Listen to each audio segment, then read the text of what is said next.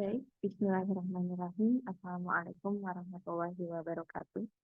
Alhamdulillahirrahmanirrahim. Assalatu wassalamu ala asyrafil anbiya wal mursalin wa ala alihi wa sahbihi ajma'in. Amma ba'd.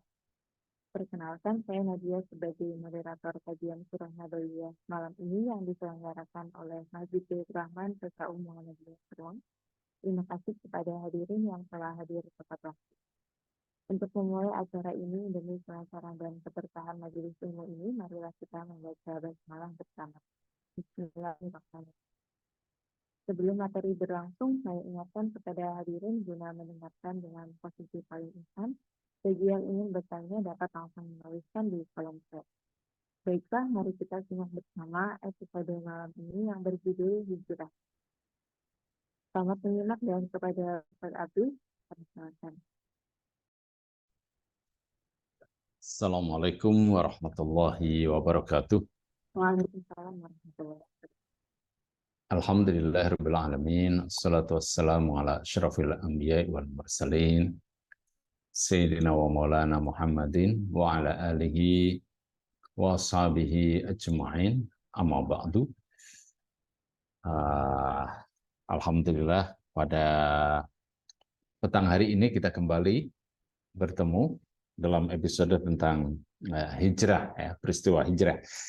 Hari ini adalah sudah masuki tanggal 1 Muharram, ya, dan seluruh umat Islam di seluruh dunia tidak perlu pakai sidang isbat, ya. Semua sudah meyakini bahwa besok itu adalah 1 Muharram, bahkan kalender pun sudah menetapkan itu adalah hari libur, ya. Nah, ini penting sekali, ya. Kenapa? Kalau 1 Muharram itu kan suatu poin penting, ya, di awal tahun Hijri, ya, awal penanggalan. Jadi terkait dengan kalender. Maka semestinya ini sangat penting dan harus ditetapkan dengan sidang isbat. Ternyata tidak, itu kan.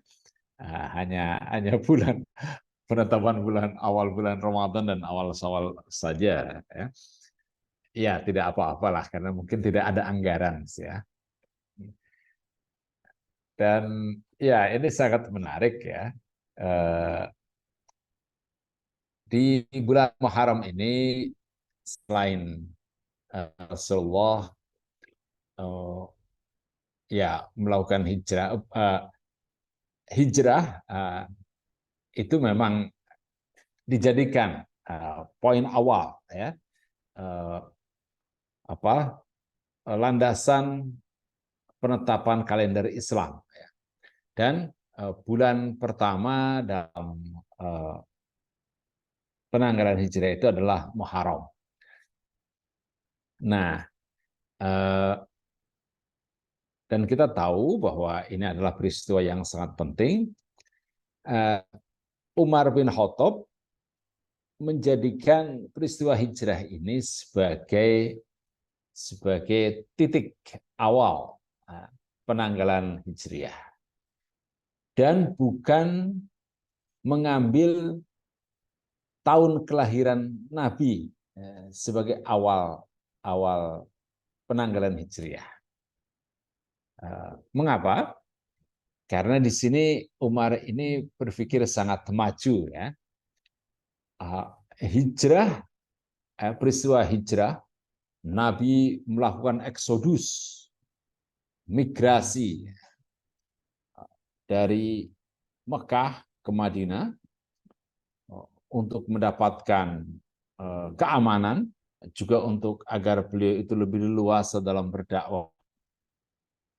Ini adalah sebuah momentum penting yang penuh dengan perencanaan. Dan Nabi jauh hari sudah mengatur rencana untuk berhijrah itu. Artinya apa? Untuk melakukan hijrah ini biayanya cukup besar dan Nabi menggunakan perhitungan yang seakurat mungkin, karena ini terkait dengan keamanan pula. Sementara kelahiran Nabi, ya Rabiul Awal, 12 Rabiul Awal itu adalah kelahiran seorang bayi, itu saja.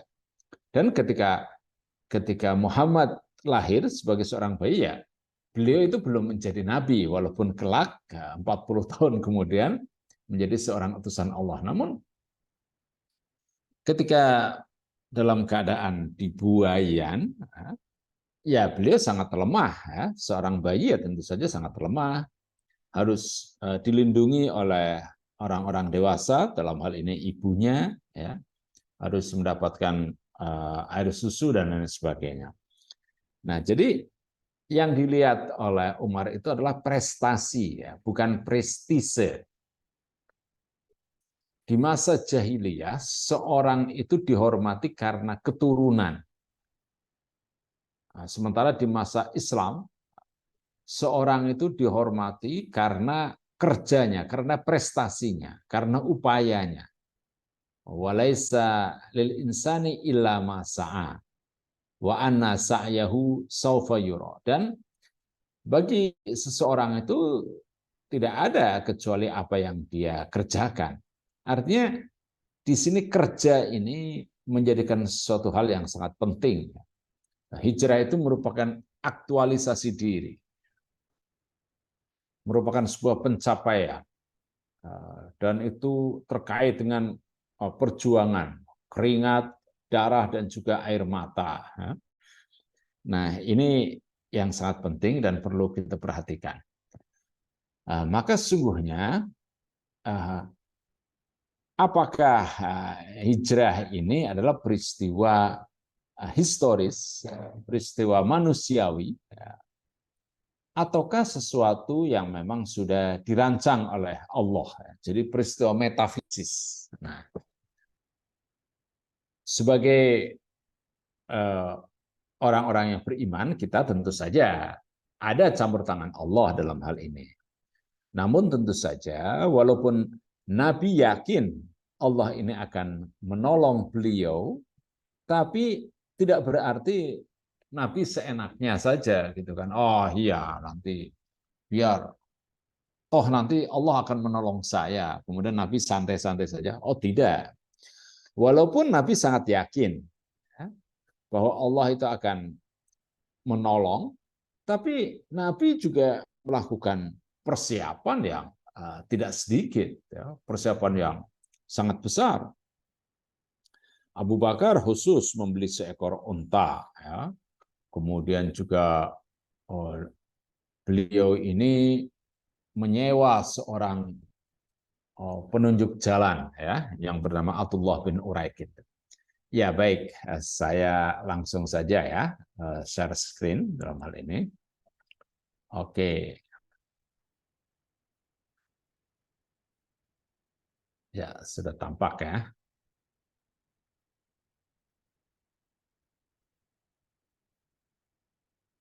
Nah, ya, apakah hijrah itu peristiwa historis ataukah metafisis?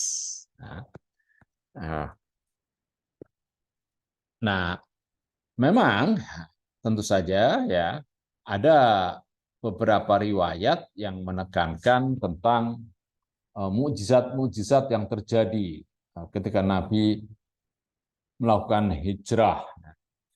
Umpamanya ketika Nabi hendak berhijrah, pandangan gerombolan orang-orang pemuda yang diutus untuk mencegat Nabi, untuk membunuh Nabi itu, ternyata ya mereka tidak melihat ketika Nabi keluar dari rumah itu. Karena Rasulullah itu membaca Quran surat Yasin. Nah, kemudian juga ketika Nabi berada di Gua Sur, itu orang-orang kafir yang mengejar Nabi tidak bisa melihat karena di pintu Gua Sur itu ada sarang laba-laba. Kemudian ada pula sarang burung merpati. Ya. Sehingga mereka itu pasti ya menyangka tidak mungkin ya ada orang yang bersembunyi di dalam gua karena masih ada sarang laba-laba dan ada burung merpati yang sedang mengerami telurnya. Ya, ini adalah riwayat-riwayat yang dalam hadis dikatakan bahwa hadis-hadisnya itu adalah hadis yang sahih. Ya, kita tidak mengabaikan adanya riwayat itu. Namun begini, mari kita harus menekankan bahwa Nabi itu semua yang beliau lakukan itu adalah dengan upaya dan strategi dan dengan perhitungan. Dan itulah yang semestinya kita contoh. Walaupun Nabi sendiri yakin Allah itu akan membantu, akan menolongnya, tapi Nabi juga harus berikhtiar dengan sekuat tenaga. Sehingga dengan demikian tidak tanpa semena-mena. Ya.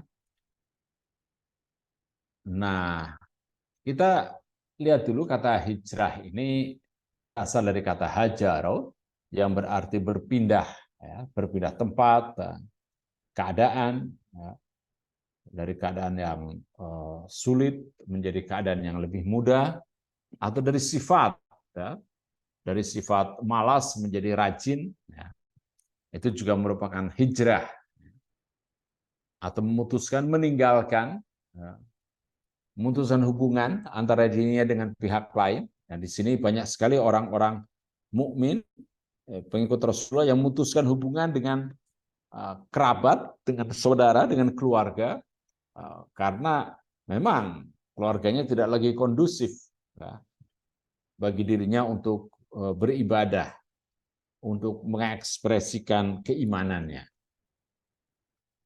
Bisa juga panas yang menyengat, kemudian para pekerja meninggalkan pekerjaannya. Ini secara etimologis, ya, secara bahasa. Hijrah itu artinya meninggalkan, melepas. Wahjurhum hajran mahjuro. Itu juga ada dalam surat Al-Muddatsir, ya. Dalam pengertian syar'i, hijrah berarti perpindahan Rasulullah bersama sahabat-sahabatnya dari Mekah menuju Madinah, kira-kira pada tahun ke-13 dari masa kenabiannya. Bisa juga perpindahan dalam rangka meninggalkan kampung kemusyrikan menuju kampung keimanan, dalam rangka melakukan pembinaan dan pendirian masyarakat Islam yang sebenar-benarnya, masyarakat yang utama, atau meninggalkan tempat, keadaan, atau sifat yang tidak baik menuju yang baik di sisi Allah dan Rasul-Nya. Kembali kepada Al-Quran dan Sunnah Nabi.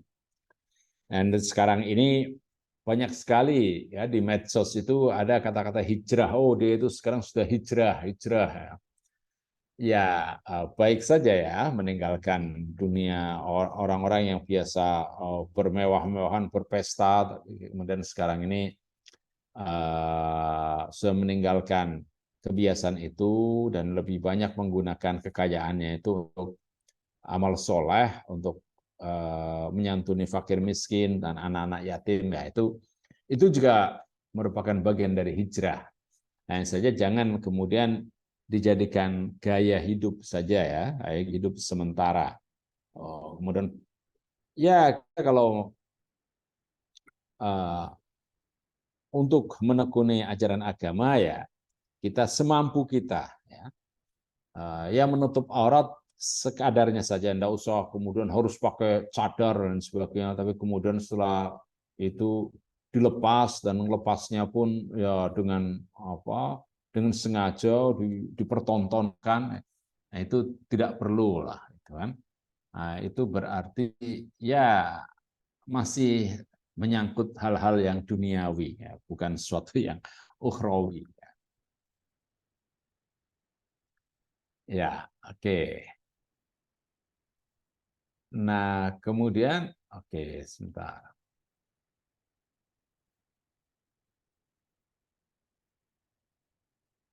Ya, sesungguhnya hijrah ini, ya, Rasulullah melaksanakan hijrah, beliau sebelum ke Yasrib beliau sudah terlebih dahulu hijrah ke Taif, ya. Namun kemudian beliau tidak mendapatkan penerimaan yang baik ya, di kota Taif. Bahkan beliau itu dilempari batu. Nah, beliau hanya ditemani oleh Zaid ibnu Harisah. Zaid bin Harisah ini anak angkat beliau, anak angkat Rasulullah.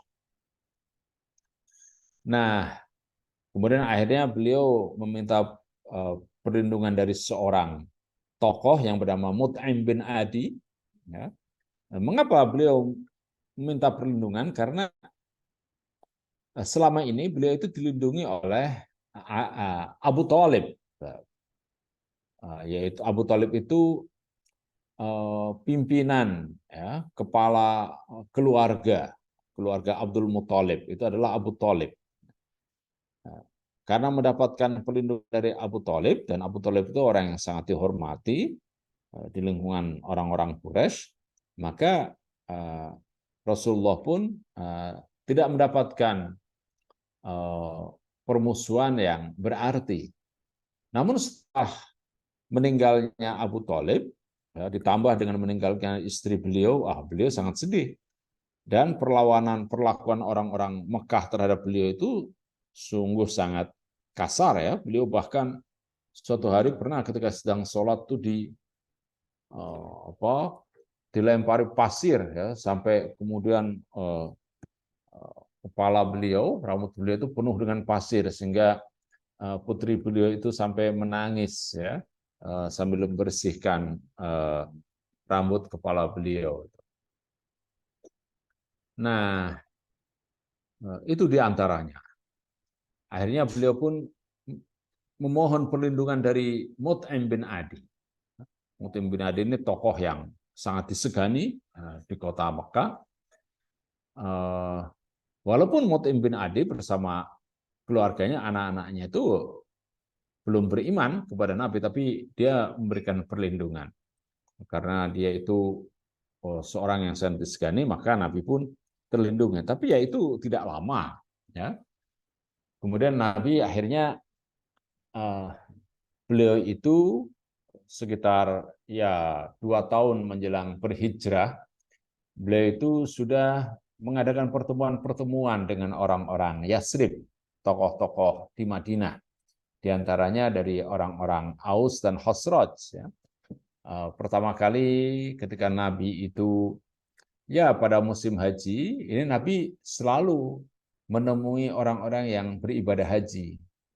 Menemui mereka, menanyakan dari mana asal mereka, keadaan mereka. Kemudian Nabi berdakwah tentang ajaran-ajaran Islam. Nah, ternyata orang-orang dari Yasrib ini tertarik, sehingga kemudian ya mereka pada musim haji berikutnya mereka datang. Ada 12 orang yang kemudian menyatakan mereka itu masuk Islam. Setelah itu, ya Nabi memberikan pesan, tidak boleh saling membunuh, tidak boleh mencuri, ya, tidak boleh membunuh anak perempuan, dan lain sebagainya. Nah, kemudian ketika mereka hendak pulang ke Yasrib, mereka minta agar Nabi itu mengirim seorang guru untuk mengajari mereka hal-hal yang terkait dengan agama Islam. Maka Rasulullah mengirim seorang nama Mus'ab ibnu Umair.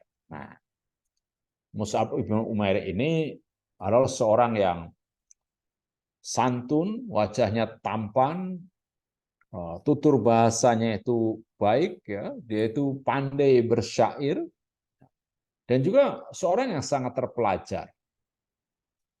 Sehingga dalam waktu yang singkat, beliau itu mendapatkan pengikut yang sangat banyak sekali di Yasrib itu. Sehingga sebelum Nabi tiba, sebelum Nabi berhijrah itu, hampir setiap rumah di Yasrib itu sudah ada orang Islamnya, orang yang sudah masuk Islam. Jadi ketika Mus'ab bin Umair ini berdakwah, itu selalu saja ada orang-orang yang hendak menghalang-halangi beliau, tapi Mus'ab bin Umair ini selalu tenang. Ya. Mari Tuan, kalau Tuan ini tidak sudi, hendaknya Tuan dengarkan dulu apa yang saya katakan. Ya, kalau memang yang saya katakan menurut Tuan itu baik, ya silakan diikuti. Kalau menurut Tuan itu tidak baik, ya terserah kepada Tuan. Dengan cara yang sangat santun, maka banyak sekali ya, orang-orang yang kemudian masuk Islam. Artinya, sebelum Nabi berhijrah, sebelum Nabi berpindah ke Madinah, di Madinah sudah banyak orang-orang yang diislamkan oleh Mus'ab bin Umair itu. Jadi Nabi tiba di Madinah itu bukan memasuki sebuah hutan belantara, ya, melainkan sudah diberi jalan, sudah ada prakondisi di situ. Nah inilah kehebatan Nabi. Ya. Sehingga Nabi datang, keadaan itu sudah sangat baik. Walaupun pada saat itu di Yasrib sudah ada tokoh yang sedang digadang-gadang untuk menjadi raja, yaitu Abdullah bin Ubay bin Salul. Namun ketika Nabi akhirnya tiba di kota Yasrib, orang-orang yang tadinya mengeluh-elukan Abdullah bin Ubay itu akhirnya semuanya itu berpaling kepada Nabi.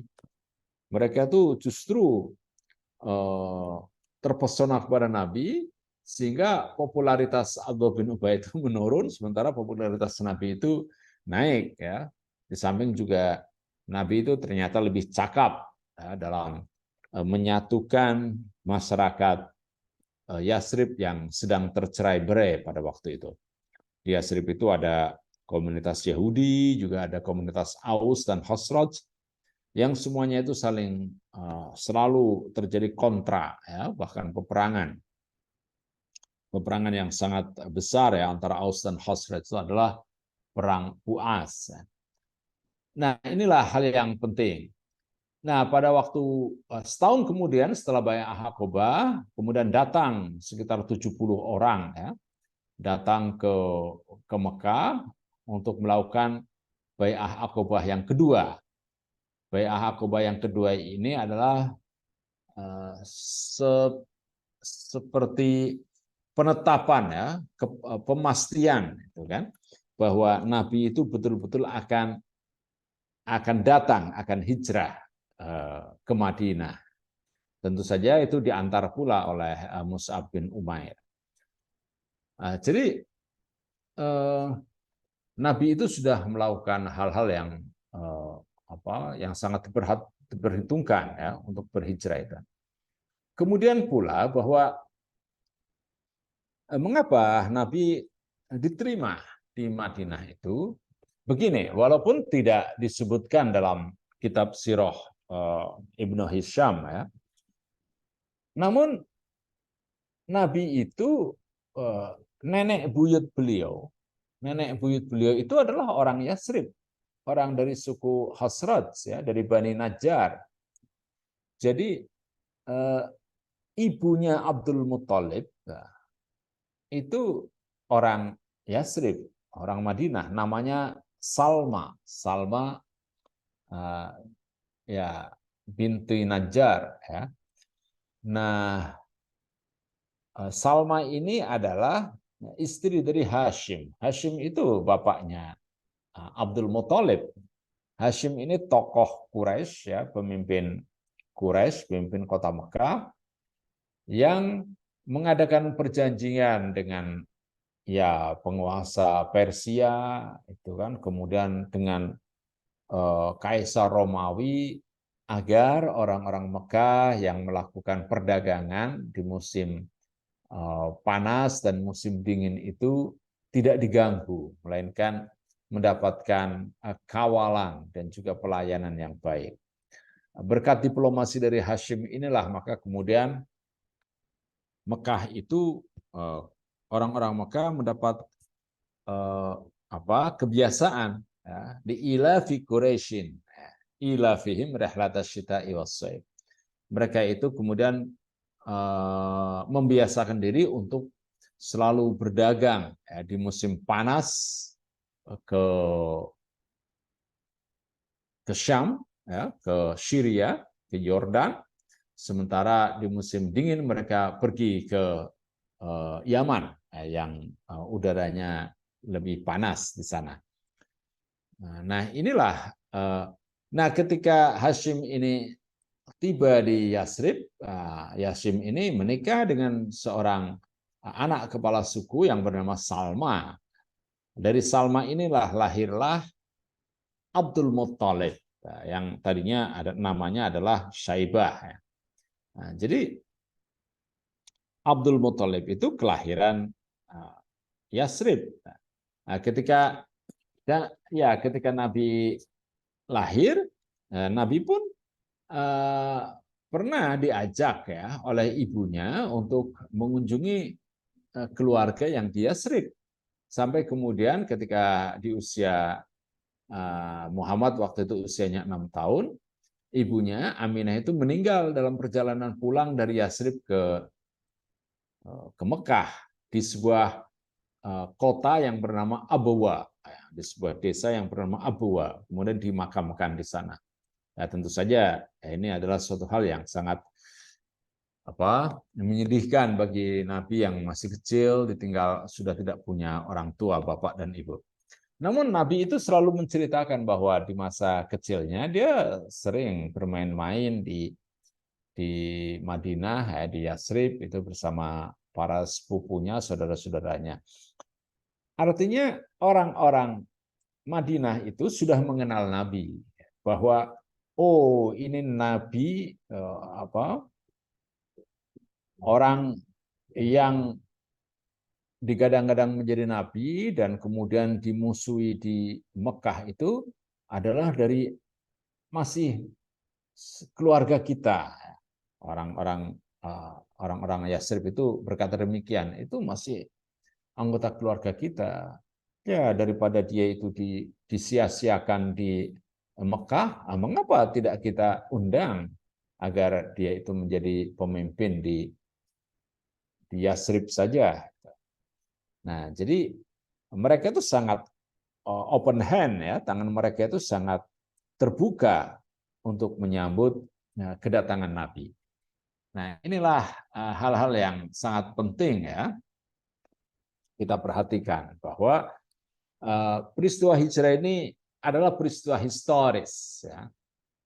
Adapun jika ada mukjizat dan sebagainya, yaitu riwayat yang dihimpun oleh para muhaddisin, ya, dan hadis-hadis yang terhimpun itu kan tidak muncul di masa Nabi, melainkan setelah hampir 100 tahun setelah meninggalnya Nabi, baru kemudian gerakan pengumpulan hadis itu menjadi sangat banyak, ya, dan antaranya adalah riwayat-riwayat tentang hal-hal yang khariqun lil adah, ya, yang hampir merupakan mukjizat, dan tentu saja mukjizat yang terkait dengan mukjizat itu selalu saja non rasional, karena irasional, ya, tidak masuk akal. Khariqun lil adah.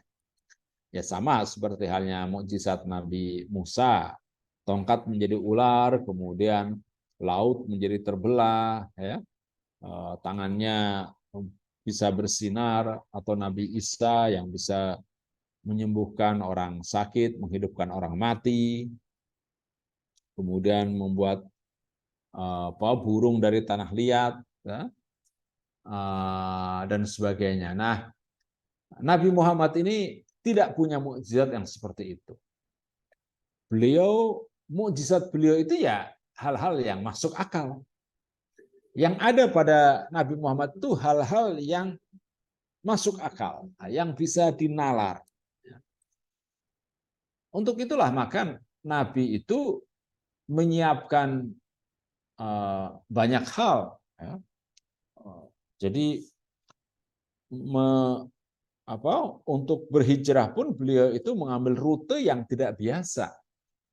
Beliau itu menuju Gua Sur terlebih dahulu, artinya beliau menuju ke arah selatan. Padahal Madinah itu di arah utara. Tapi beliau itu keluar dari rumah Abu Bakar, ya, bersama Abu Bakar itu menuju ke arah selatan.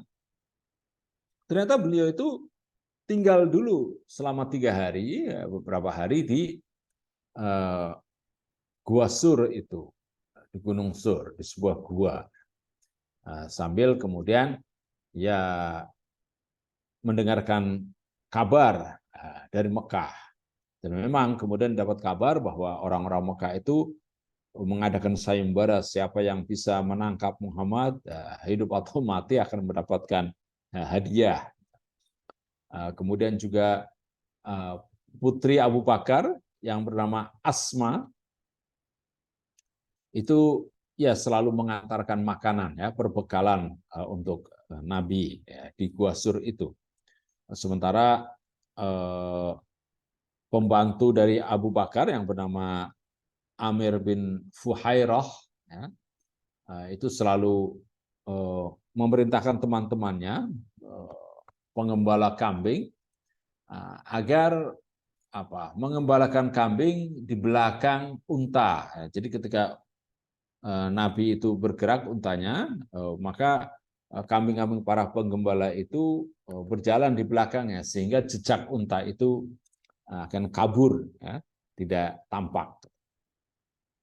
Nah, inilah hal-hal yang sangat penting yang harus kita perhatikan dalam peristiwa hijrah ini. Jadi tidak melulu bahwa kita katakan hijrah itu merupakan sesuatu yang sudah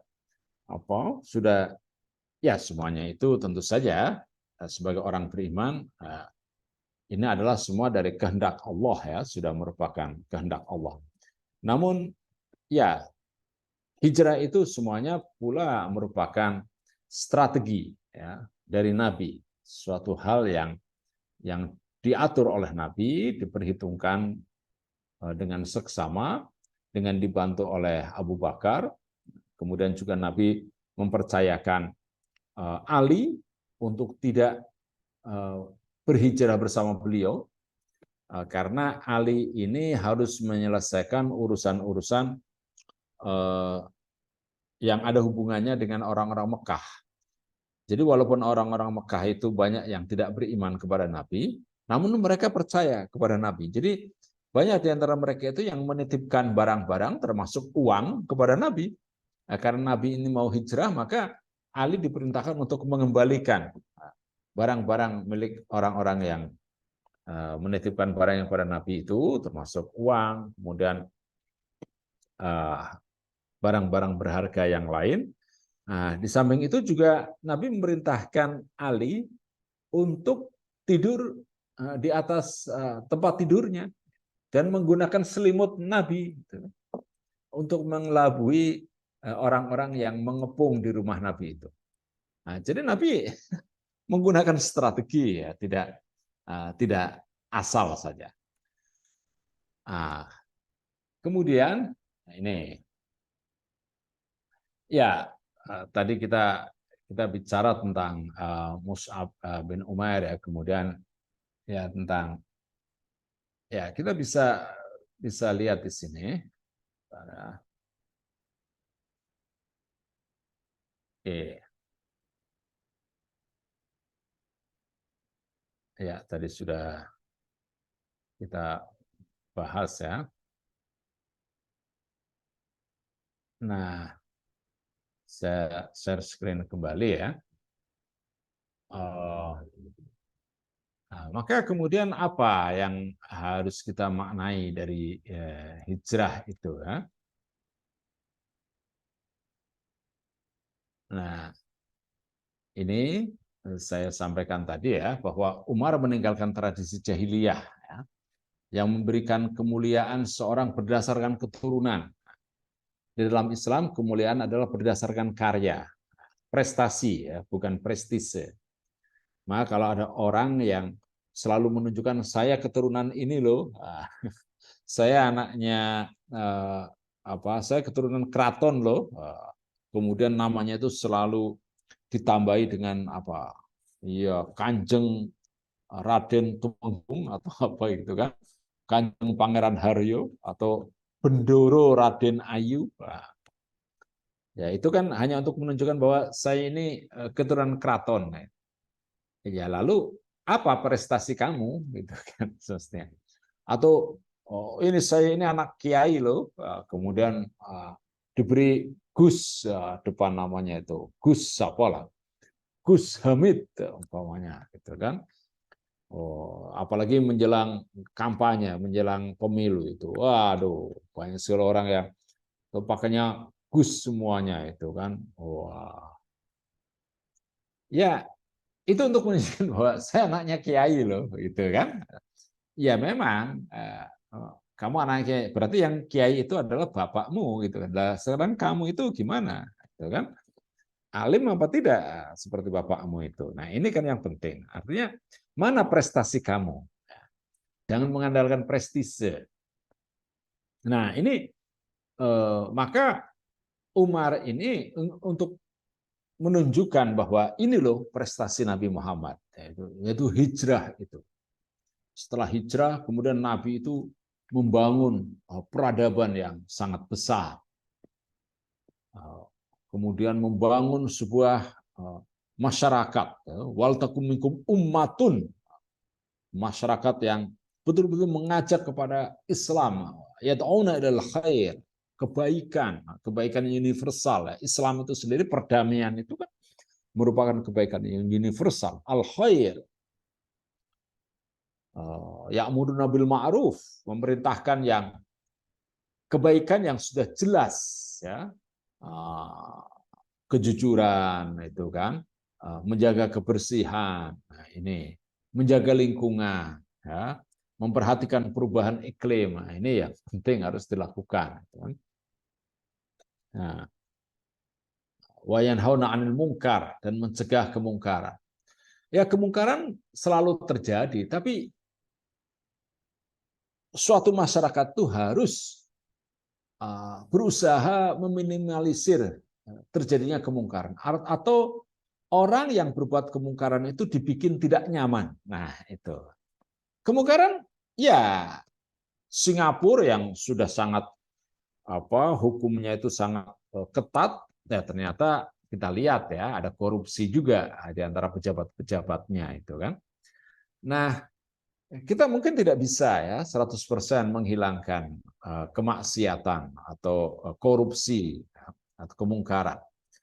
Tapi kita harus menjadikan mereka yang berbuat maksiat, yang berbuat korupsi itu tidak merasa nyaman. Nah, itu adalah ummatun yad'una ilal khair, kan? Dan itu sudah pernah terjadi di Yasrib itu. Setelah Nabi berhijrah itu, kemudian diganti namanya menjadi Madinah, maka umat yang ada di sana, ya ada kriminalitas ada, tapi kan pelakunya itu merasa sangat tidak nyaman, gitu kan? Ada orang-orang yang yang tidak pernah ke masjid, tapi mereka sangat tidak nyaman tidak ke masjid. Gitu. Nah ini loh. Nah, Umar menetapkan awal penanggalan Islam berdasarkan hijrah Rasulullah dan bukan hari lahir Rasulullah. Nah, ini yang penting ya. Jadi, ayo kita tinggalkan tradisi jahiliyah ya, yang mengagung-agungkan keturunan, ya. Mengagung-agungkan asal usul kita, itu kan. Oh, saya ini leluhur saya ini orang apa, gitu kan. Nah, itu tidak perlu. Itu sama dengan Bani Israel, itu kan. Mereka menolak risalah Nabi Muhammad itu hanya karena Nabi Muhammad itu bukan dari keluarga Yakub, bukan keluarga Israel, bukan dari Bani Israel. Nah, ini tidak benar. Sama iblis juga. Iblis tidak mau sujud kepada Adam karena ya dia merasa bahwa asal usulnya itu lebih baik, yaitu dari api, sementara Adam itu dari tanah. Tanah dianggap lebih rendah daripada api. Nah, itu tidak benar ya. Kita tidak boleh memandang asal usul kita itu berarti kemuliaan kita. Oh, tidak. Kemuliaan itu pada akhlak ya. Asyarafu bil adab la bin nasab. Nah, ini yang penting. kemuliaan itu pada adab, pada akhlak, pada ilmu, bukan pada nasab, bukan pada keturunan. Maka kalau ada orang keturunan Nabi gitu kan, ya tidak perlulah ya, jangan ya mana kita mempercayainya ya. Karena keturunan Nabi itu pasti ya orangnya lemah lembut, ya tawadu, ya tidak mau apa disubya-subya itu kan.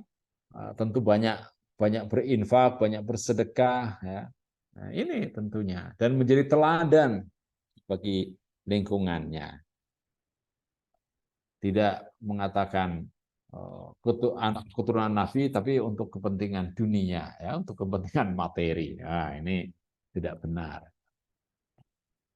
Nah, ini tadi ya bahwa wa alaisa lil insani illa ma sa'a wa anna sa'yahu saufa yura. Bahwa manusia hanya memperoleh apa yang telah diusahakannya, bahwa sesungguhnya usahanya itu kelak akan diperlihatkan kepadanya. Nah, jadi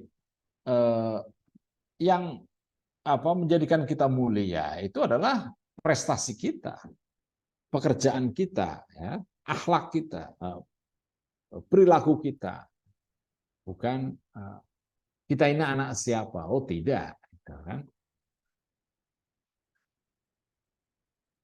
Oke, baik. Ya kalau di masyarakat yang feodal, masyarakat kerajaan itu kan, ya itu memang anaknya raja ya jadi raja, walaupun bodoh itu kan, walaupun pekerjaannya tidur melulu itu kan, dia akan tetap jadi raja, kan? Ya maka ya kembali sajalah kita ke 5 abad yang lalu, itu kan, di masa feodal gitu. Oke. Nah ini Nabi kemudian ya di bulan Muharram ini juga melaksanakan puasa ya, puasa Asyura dan Tasu'a. Namun beliau itu hanya hanya sempat melaksanakan puasa Asyura ya. Lain aishtu ila qabilin la asumana tasi'. Jika saya masih hidup tahun depan saya akan berpuasa pada hari ke-9. Nah, ini Nabi mengatakan begini ya, bahwa ya saya ingin berpuasa pada tanggal 9 dan juga tanggal 10. Itu saya kalau masih ada umur panjang di tahun depan. Ternyata Nabi kemudian meninggal. Ini di tahun ke-10 Hijriah. Artinya Nabi sendiri tidak tahu kapan beliau meninggal. Nabi tidak tahu hal-hal yang gaib seperti itu. Ya, jadi kalau ada orang kok dikatakan, orang itu hebat itu, dia tahu tuh kapan mau mati gitu. Ya, itu kan dari kita, itu post factum itu kan. Nah, dia mengatakan, oh ya aku harap istirahat. Tahu-tahu orang itu meninggal, tadi sebelum mati itu bilang saya mau istirahat. Maksudnya itu ya tidak begitu ya.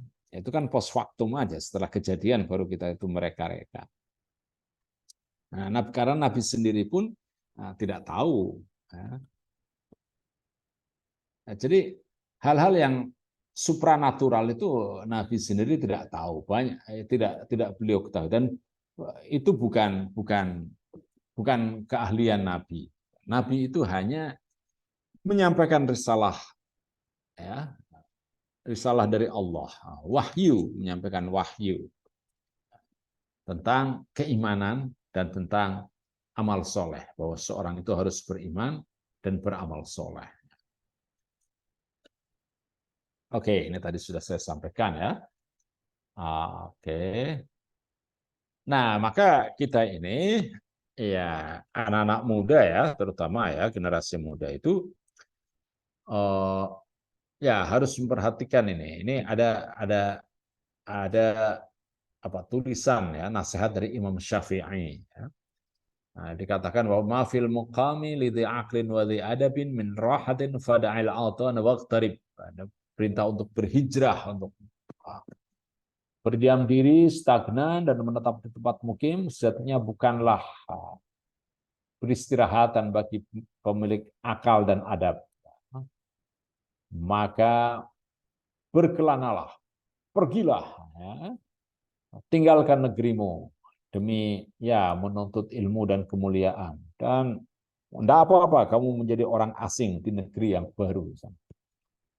Jadi anak-anak kita ini, ayo kita didik ya dengan bahasa asing, ajari mereka bahasa Inggris atau bahasa Rusia atau bahasa Cina, gitu kan. Setelah itu biar menuntut ilmu di sana itu, di Cina apa di Rusia atau di Inggris atau di Jerman, dan ya kalau bisa nggak usah pulang, biar berdakwah di sana, di Eropa sana. Nah, kita lihat ya, ekonomi Cina itu berkembang kuat, ya. India juga kuat. Itu karena banyak orang-orang India, orang-orang Cina itu tuh yang berdiaspora, yang tinggal di luar negeri. Itu.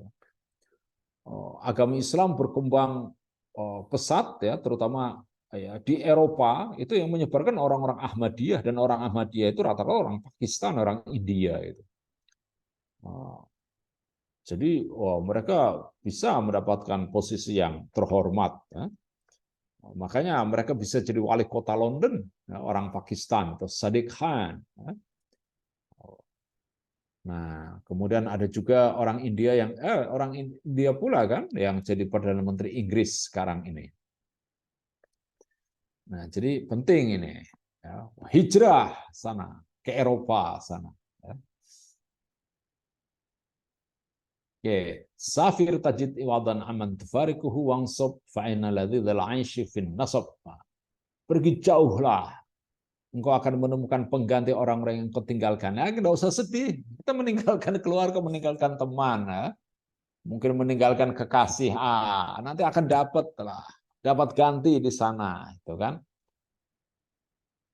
Jadi anak-anak kita itu yang ya sarjana atau baru tamat SMA, udahlah pergi sana ke Jerman itu kan, nggak usah pulang itu kan, biar jadi orang sana. Siapa tahu jadi politisi di sana. Kalau bisa jadi perdana menteri di Jerman sana kan, wah, orang se orang se-Indonesia akan ngaku saudara semua kan, ngaku familinya semua, ngaku sedulur kabeh. Nah, dan berpayah-payah engkau dalam berusaha. Nah, ini kan nikmatnya hidup itu ya, dalam bekerja itu, dalam letihnya bekerja itu kan. Nah, ini orang yang berdiam di tempat itu seperti air. Air kalau nggak mengalir itu akan membusuk, akan tercemar itu. Insalat toba wa ilam yajrilam yatib. Kalau mengalir dia akan segar kalau pergi itu kan berjalan. Tapi kalau diam ya tidak akan bisa dimanfaatkan. Oke, tadi ini sudah saya sampaikan ya. Ini sama halnya dengan ya Bani Israel dari Mesir menuju Yerusalem itu juga berhijrah ya. Jadi yang penting itu adalah demi cita-cita, demi sebuah idealisme, ya, meninggalkan harta, meninggalkan tempat kelahiran untuk meraih kehidupan yang lebih baik. Nah, itulah yang namanya hijrah itu. Banyak itu pemain sepak bola dari Afrika, itu kan dari Senegal, dari Mali, dari Kamerun, ya. Orang seperti namanya Kylian Mbappe, itu kan orang Kamerun dia itu kan. Wah, bermain di Prancis, wah menjadi bintang dia itu. Karena berhijrah ke sana, ya. Oke, baik. Ya, ini masih nasihat Imam Syafi'i. Oke, saya tidak perlu menjelaskan itu ya. Oke, ini tadi ya secara terminologis ya, ada pemutusan terhadap lingkungan, kebiasaan, tatanan, pola pikir lama, mencoba serta mempelajari sesuatu yang baru di pengasingan dalam kerangka iman. Oke. Nah, ini juga nih orang-orang muhajirin juga setelah berada di Madinah, baru mereka itu bisa memahami antara budaya dan dan Islam itu sendiri ya, karena ternyata kebudayaan mereka di Mekah itu berbeda sekali dengan kebudayaan masyarakat Madinah gitu kan. Nah, tapi kemudian Rasulullah menjelaskan prinsip-prinsip Islam, yaitu egalitarianisme, keadilan, menjalankan amanah, itu kan prinsipnya. Ya. Sementara apa yang biasa mereka lakukan di Mekah itu hanyalah budayanya saja. Ya, ini upaya mendapatkan kebebasan menyatakan pendapat berdasarkan iman. Nah, ini juga penting. Oke, ya ini sudah saya sampaikan tadi samping. Nah, maka kita umat Islam pun harus berhijrah ini. Kita dalam melihat dalam membaca riwayat hidup Nabi pun jangan selalu diliputi dengan mitos ya, dengan mitis, hal-hal yang mitos itu kan. Dalam berpolitik juga ini nanti ya pasti ini para caleg nanti di menjelang pemilu itu justru malah minta petunjuk kepada orang yang sudah mati, pada kuburan gitu kan. Lo gimana mau menang pemilu kok minta bantuan orang yang sudah mati, minta bantuan kuburan gitu. Tapi itulah yang terjadi. Jadi masih ada berpikiran mereka itu sangat pada tataran mitis ya. Syirik dalam politik itu namanya. Nah, kita juga jangan terlalu terlalu ideologis dalam berbuat, tapi pendasarannya itu adalah pada sains, pada ilmu. Jadi harus meningkat ya. Harus meningkat. Ya. Oke, tadi sudah saya sampaikan itu. Nah, ini yang perlu diperhatikan ini. Ketika Nabi tiba di Yasrib, yang pertama kali dilakukan oleh Nabi adalah membangun masjid.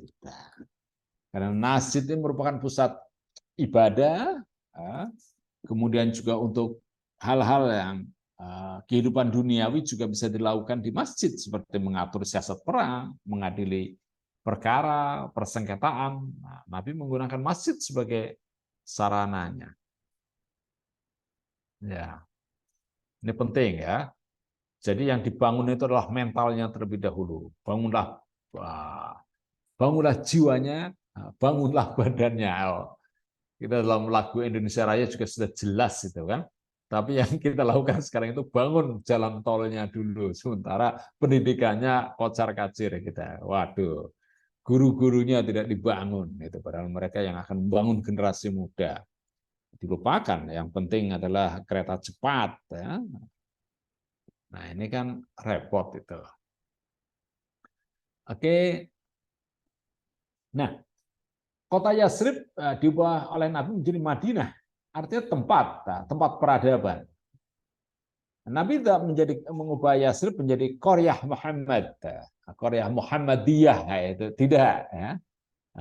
Yang bilang Muhammadiyah kan Ahmad Dahlan. Kan. Bandingkan dengan para penguasa lain, dulu ada Alexander Agung itu membangun kota di Mesir, kotanya diberi nama Alexandria. Kemudian dulu tokoh Bolshevik ya, Vladimir Ilyich Lenin ya, tokoh komunis di Rusia itu membangun kota namanya Leningrad. Kemudian ketika Stalin berkuasa, kota Saint Petersburg diganti menjadi Stalingrad. Artinya mereka itu ingin menunjukkan dirinya itu. Nah, tapi Nabi tidak itu. Tidak menjadikan Yasrib itu Muhammad City gitu. Oh, tidak itu kan. Nah, kalau di Pakistan itu banyak itu. Ada Haidar Abad itu karena ada tokoh namanya Haidar. Abad itu ya kota, Haidar Abad. Ada Ahmad Abad. Nah, karena ada penguasa namanya Ahmad, yang mendirikan kota namanya Ahmad Abad. Kan? Nah, ada Islamabad, ya, kota City of Islam itu Islamabad. Gitu. Nah, itu juga Puri juga, Fatih Puri, dan sebagainya. Oke, baik. Saya kira itu ya makna dari hijrah. Ya. Wah, ini lama sekali ya saya memberikan penjelasan ya, hampir 1 jam. Silakan barangkali ada pertanyaan. Mbak Nadia. Terima kasih sekali Ustaz Abdul atas penjelasannya yang sangat menarik. Eh, Sementara belum ada pertanyaan, bagi hadirin yang mau bertanya bisa menuliskan di kolom chat atau bisa dengan menyalakan mikrofon.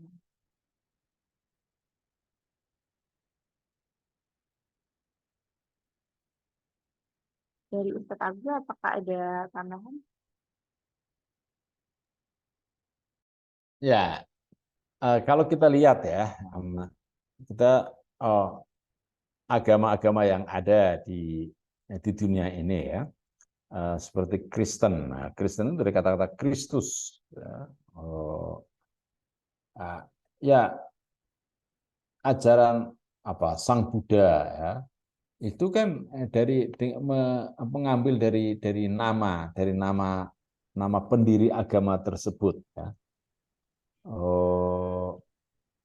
Ada agama apa ada Manu ya, agama, kemudian ada agama Zoroaster ya. Nah, itu kan sesuai dengan nama-nama para pendirinya. Sementara Nabi itu tidak menjadikan dirinya itu sebagai nama agamanya. Nah, apalagi nama kota. Ya.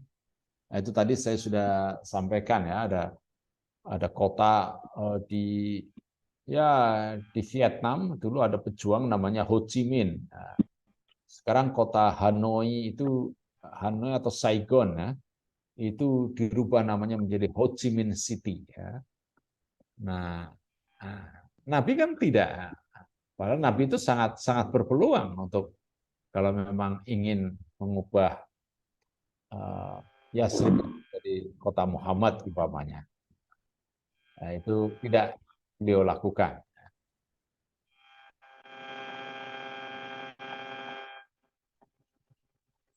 Monggo Pak Muhadi mungkin mau bertanya? Oh tidak ya?